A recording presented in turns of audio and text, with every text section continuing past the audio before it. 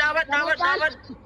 Ati fi Salian gaafa san jechuun firaa oltu akka nagaan Andu'alam achi deemu godhe malee sigalee ati fi Salian calqabu na jalan dubbatin masi dubbatin eegasiin dubbata daqiiqaa lama ati fi Salian nama Andu'alamin video waraabullee qopheessitanii nama weellisaa guddaa Oromoo wayillee waan inni hin jedhin anatu bira jira ka konkolaataa irraa fuudhee dhaabe ana kayo ala ol dhufullee fuudhee dhufeen ana sigalee intala achi jirtu san maqaa isii dha'uun barbaadu sigalee masi maaf hin dhoofne maqaa ishee dhahi maqaa ishee no hin dha'u sigalee isin dhuftee isinitti himnaan isinatti jiru saalaa eega dhooftee namatti jiru hunda isaa dhahi maaf maqaan isii Aniisa Mo'inno jedhaniisa akkasitidha yaadee maqaa maal Aniisa akkana isiniin jennaan fakkeenya ati bar ati gaazexeessituu Oromooti namni maqaa gaazexeessaa kaase maqaa kee kaasa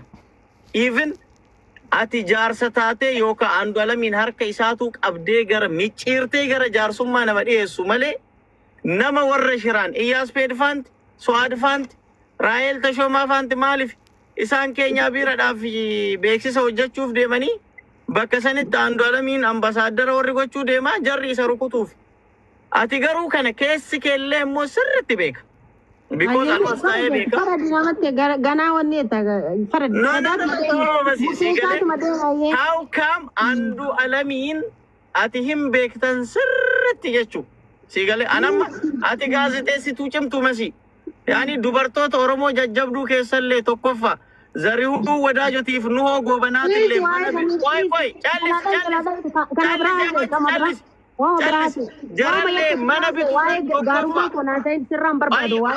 afachuka ati confidence qabu Andu'alamin weellisaa Oromoo cimaadhaan jettu uggite tananii isheta jettu waa'ee Andu'alam malee masi waa'ee keetiif kananiin haasa'aan jiru ammallee haasaa jirta wal beekale anjabummaa kan keessatti hima ati garuu jabummaa Andu'alam natti moo nama dhugaan na beekutu natti maate nan beektu si jamu yaa nan Mana jar ma dubbina dorgitare masi man betu ka wae garuma ko nasain wae madaba wae maton ko gafa biya dufe jettu ite nagarafa akatte yo dubbadu dorgita amma garu even media maratille wara na ka baji bargaki abaddan in kasin warasi wali daqiqa sakandit wali bilbil tashra tatansan echada isan wajin jabadati animmo bara jirenya kooti isa Andu'alam shilal power masikino haga kana lal media rat even akatin dubbanne nama gootilal shuf imagine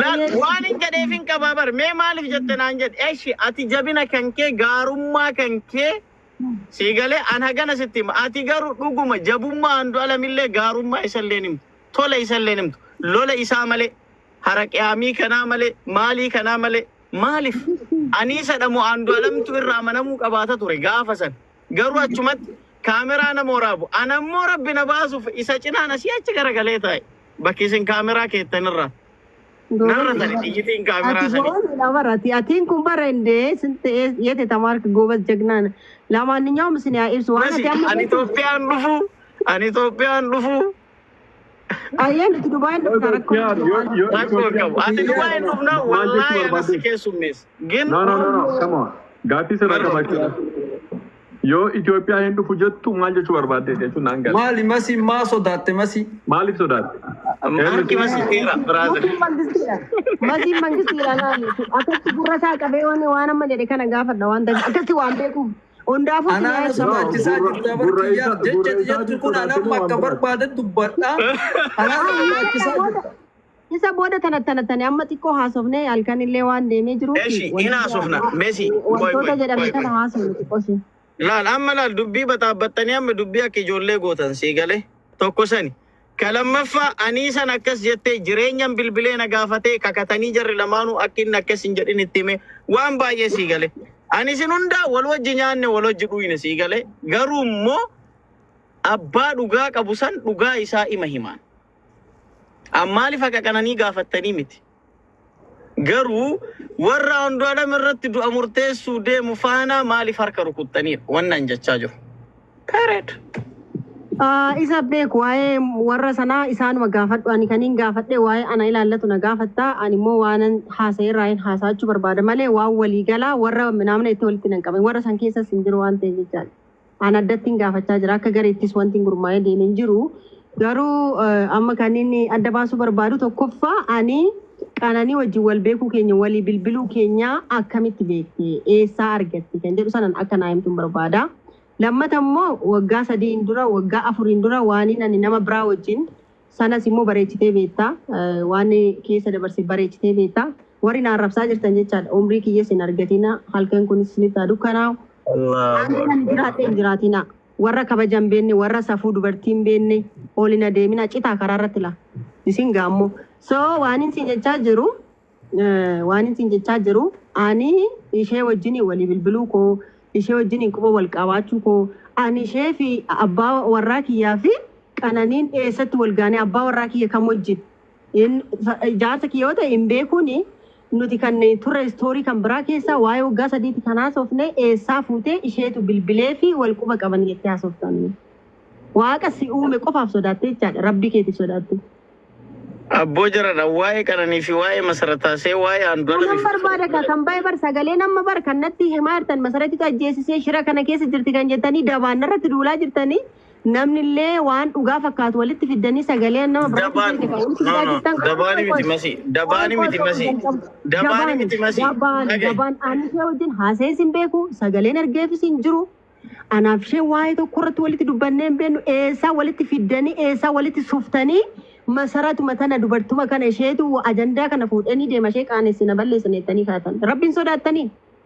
Angaafi ma tokko si gaafadha masi. Maaf gaaffii kona otoo naan deebisin gaaffii biraa maa na gaafata ani eessattini anqananii bilbila ishii sin qabu sitti himaa jira feesbuuk isheetinis hiriyaa miti tiiktaakinis hiriyaa miti gaafa caalaa wajjinii wallolanii sagaagaltuu dhiiraa sagaagaltuu durbaas hin jaaladhu barreeffama nan jedhee walitti fiddanii arraba an nama biraa arrabse waa'ee bultii koo gaafaan an ulfaa gaafaan an ulmaa dubartii yakka narratti dalagde arrabse eessaa walitti fiigdanii suuftanii asi biyya keessaa warra ana cabsuuf akkamittiin niitii kana hojii keessaa baasna dura siyaasaan na dhahaa turani amma immoo ani hojii keessa seenee gaafan sosocho'u tokko kara du'a dubartii kanaatiin wal qabsiistanii masaratii kana hin cabsina jettanii taatan rabbii isin uume hin sodaattanii ganaa ol guddattu dhalan arganne jireenyatti hin baane hin qaanoftanii. Maala isin hunduu faarsee bulaadha ibnumaani wajjin. Daqiiqaaf sakandiitti ani abbaa warraa tokko hiikeen kan biraa heeruu mirga kooti. Sigalee sagalee sin heerumne warra sagalee heerumne jettee anaaf saaliyaa gaafa arrabsitu ati na harkaa nyaattee gaafa rakkoo keessa simattee waa beeqasii dhaabbadhee dhugaan qananii haa ba'u waanan jedheef Andu'aalam haaduu hin jennaan. Andu'aalam jabina isaa saasee jira gaafan baalaansii barreessuus hin bahaa dhageesse jettanii kan natti duulchisaa turtanii isin turte. Gidduu seenuuf gaafan jedhus immoo cuftanii akkuma itti fufteetti itti fufi jennaan itti jabaachaan jira gaafachaan jira. Maalumatu du'a kanaan akka wal qabatu akka maqaan koo ka'u maaliif barbaaddan? Just tell me. Maqaa kanammoo sagaleen gadi lakkifame sun fakkeenyaa nama sagalee kan kee waggaa 7-8 beeka. Sagaleen sun keeti miti masi. Inde inkaan never sagalee kiyya warri ani itti ergallee bahanii bar dubartoonni dubbatanii kiyya. Warri sunmoo konverseeshinii guutuu haa fidanii. Dhaggeeffadhu ila ani baay'ee arrabsaan ture. Dhimmichi hamaa ture gaafa ulfa koo viidiyoo abbaa warraa koo wal dhungatanii gadhiisan irraa ka'uutiin kana kanii naasaa jiruu fi akka ifa sanii ta'uuf. Gaafa sana lubbuu kootitti guyyaa murteesse sanaan haala sanaan arrabsee irra deddeebi'ee dubartoonni sun wal gurmeessanii gaafa sanas gaafa heerume jedhu jaarsa kanarraa adda baasne jedhanii wal gurmeessanii bakka wayii ka'anii warra dhufan dubartoota gurmaahan sana haala sanaan ofirraa arrabsuun ulfaataadha. Waan irratti gootan kanaaf aarsaa kafaltu kan hin jedheef sanadha. Isin isa barbaadanii dubartiin sun barbaadamtee naqqamte irraa barbaadamtee sagaleen an ergee walitti qabamee walitti sufamee idiit gootanii baasuun keessan waagaa waaqa irrattis lafa irrattis hin kafalchiisa. Ani hooma tokkoon ta'ula. Kana sitti immoo qofan barbaada Andu'aalam irraa jibban qabu Andu'aalam amala akkamii akka qabu bareechitee beektaa biyya keessaa eenyu akkanatti bilbila sagalee maalii akka qabu eenyu viidiyoo akka waraabe eenyu irratti maal wajjin akka ga'e asirratti haasa'uu hin barbaachisu hin haasa'us. Okay? Ani dubartiidha. Ani haadha dubartiiti. Ani gaazexeessituudha. Ani nama miidhame kamuufuu haadha koo dhala koo xiqqoo tana yoo taate dabarseen kenna malee yakka irratti soba irratti eenyu wajjin hin dhaabadhu. Okay? Kanaafi intalli kun mana isaatitti dararamaa turte jedhame lafeetti baatee duute maaf akkas taate jedhee yoon gaafadhe. Maaf akkas Gaafa san maaliif hin gaafatina? gaafa kam jalqabarraa kaasee hin gaafadheen jalqabarraa Oromoon maal jedha? Manni tokko yoo nagaa ta'e abbaa warraa bulchu yoo nagaa qabaate dubartii fi daa'imarraa qananii mul'ata. Kanaafuu ani qananii wajjin guyyaa tokko haasa'ee hin beeku. Dahee kan na gaafate Andu'aalamii jabina Andu'aalam nan beeka. Maal naan jedhan? Maaliif irraan dubbatin haareessan? Gaafa tokko Maal? isa axxaaxaaluu malee like ምናምን machooftuu kana jettanii bar masii dhaga'i masii ilila masii dhaga'i Machooftuus jedheen beeku. waan feetamuudha. Okay, namni gaafa duraa isin deeggaraa ture amma sababa keenyaa biiralleen isa sarrazee Yohaana Ani waa keenya bira dhimman qabu. gaafa dhimmi kun hundi isaa gadi bahee dhufaa jiru ummanni akkasitti isin deeggaru sun hundi isaa maaliif amma isin jalaa garagalee Andu'aalamiin deeggarutti ka'e sababa Eenyu garagaree? mee eenyutu isin wajjin jiraam?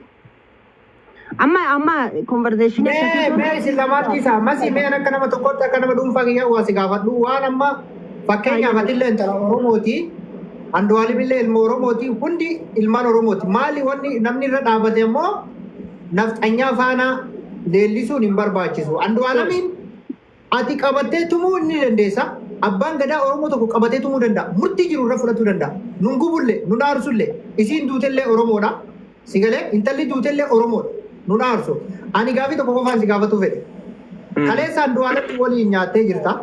Kaleessa Andu'aalamiin anaa har'aa sirraa Andu'aalamiif dubbatu caalaa beekta.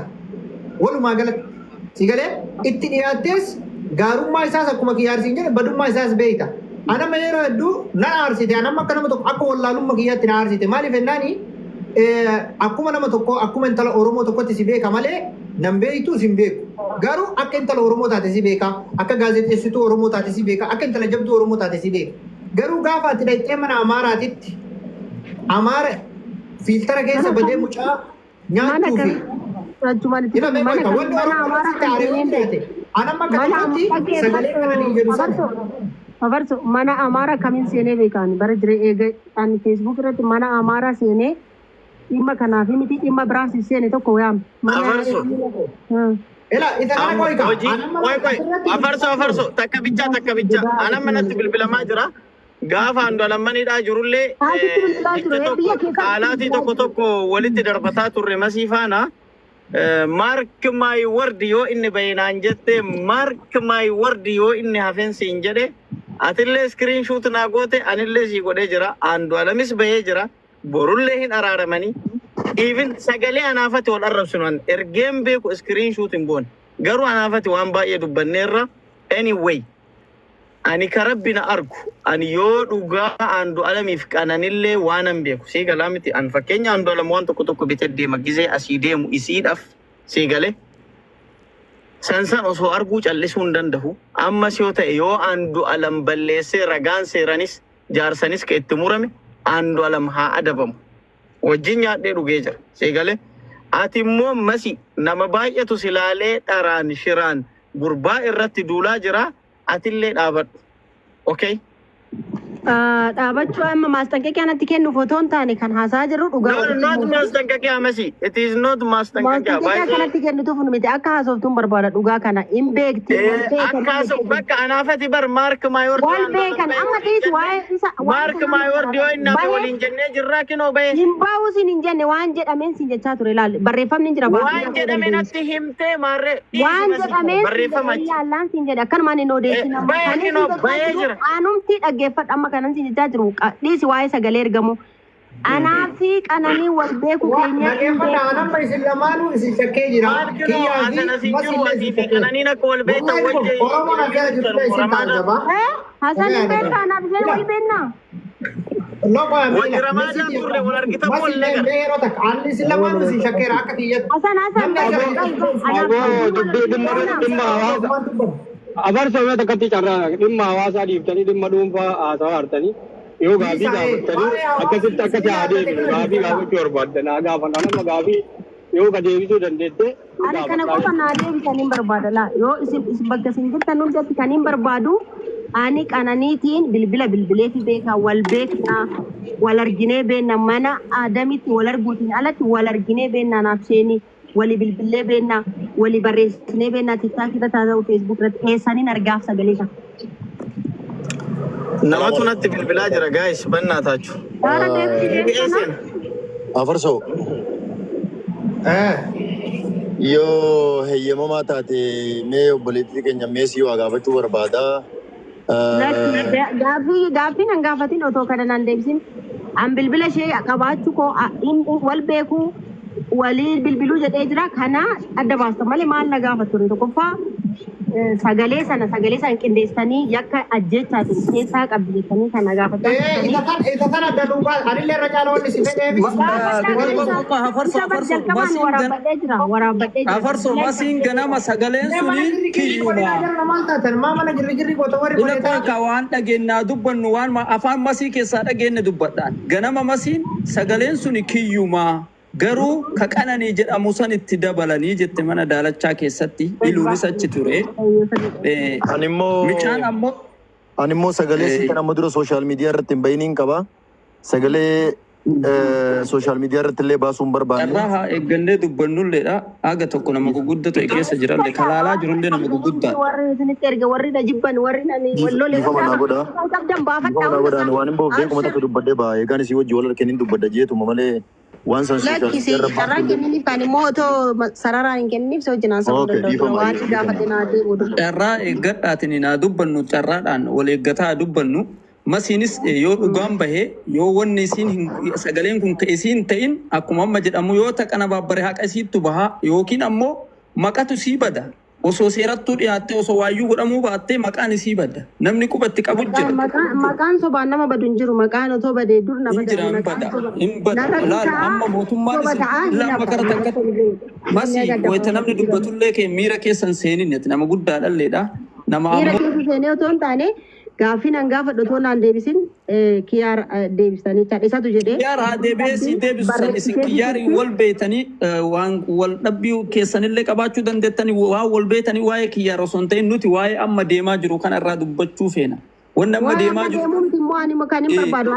Ani dhimmi koo. Ati deeggar anamma akka tokkotti masii deeggaraa mootummaati. Adaan du'aalamiif falmaa jirta miti ani immoo nama lubbuun hin jirre. Dhugaan ishee akkamitti akka duute gaafachaa jira. Dhugaan micatti akka bahu nus haddas borus ni barbaanna bara. Kanuma kaanis. Andu'aalamuun yoo micatti tana waa godhe akka seera dhiyaatu warra jedhaa jiru keessaa tokkodha turre san jechuus turre. Mootummaan amma isin deeggartan mootummaan nu deeggarru kun micatti tana qoratee ji'a 3 ol waa irraa dhabanii ennaan micaa kana gadhiisanii isin mootummaa kanaan faallamaa dhaabachuu dandeettan. Mootummaa isin deeggartan kana. Baay'ee gaarii yaada gaaffii gaarii anillee kanaan si gaafadha. Haacaaluun ka wareegamee waggaa meeqa waggaa 40 miti manni murtii murteessee jira miti maaf falmi ture dhugaan Haacaaluu aboo jedhame eega akka seemaan fudhatin sanis. Dhugaan Haacaaluu bahee murteessanii jiran. Amantii yaamitti ajjeesedhanii idmee likkitti faradanii qaallitti jira. Fudhattee reete amma. An akka kiyyatti hin fudhanne. Hin fudhanne. Anis fudhachuu mirgan qabuure maana dhoofu. Nama ajjeese nuu fidanii bar ajjeese jedhan Andu'aalam Gosaa ajjeese jedhee abbaan seeraa yoo itti murteesse Andu'aalam Gosaa haa ba'u jennee morminu nuti. Andu'aalam Gosaa akkana godhe hin jennu nuti. Poolisitu micaa kana qorata awwala akka qabeen achi booda abbaa alangaatu itti dhiyaata firdi beeta dhaabate ji'a 3 ol micaan kun achitti dedde. 3 ol micaan kun achitti dedde.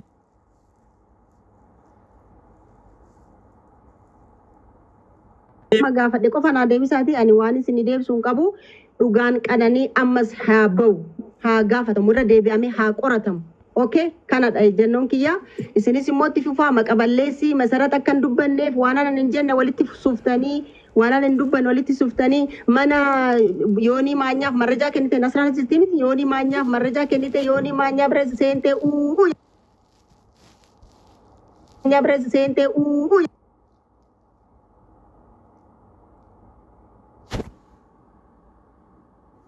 maanyaa bira seentee